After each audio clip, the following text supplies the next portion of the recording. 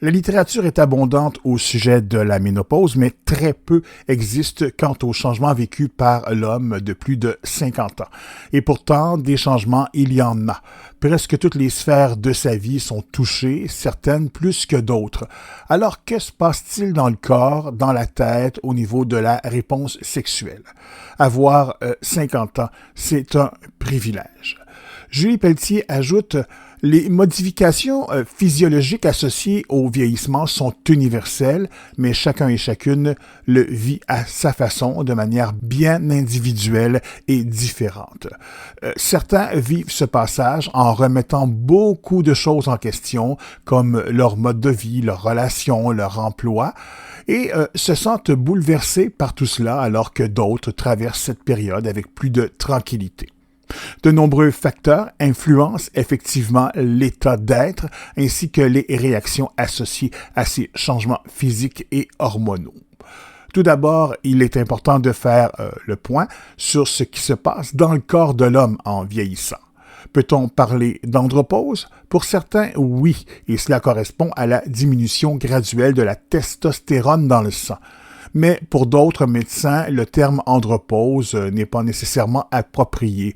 On parle plutôt de déficit en testostérone lié à l'âge, car contrairement à la ménopause, l'andropause ne touche pas tous les hommes de la même façon ni au même âge.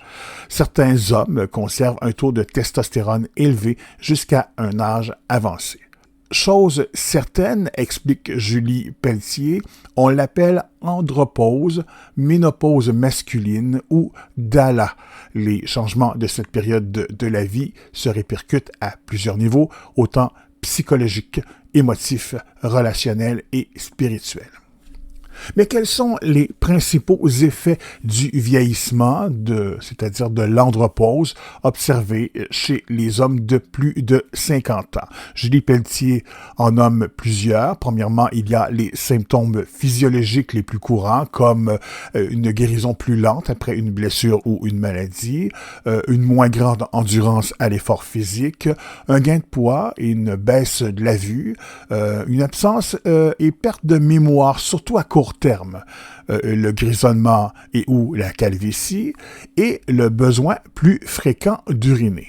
Du côté des symptômes psychologiques les plus courants, on retrouve une irritabilité, l'indécision, l'anxiété et la peur, la dépression et le repliement sur soi pour plusieurs hommes, la perte d'entrain et de confiance en soi, la perte de raison de vivre et d'orientation dans la vie, le sentiment de solitude, de manquer de charme, de ne plus être aimé, l'absence et la difficulté de concentration, le souci engendré par des parents vieillissants, des soucis d'ordre professionnel, la nostalgie pour toutes les occasions manquées du passé et une obsession d'un face-à-face imminent avec la mort.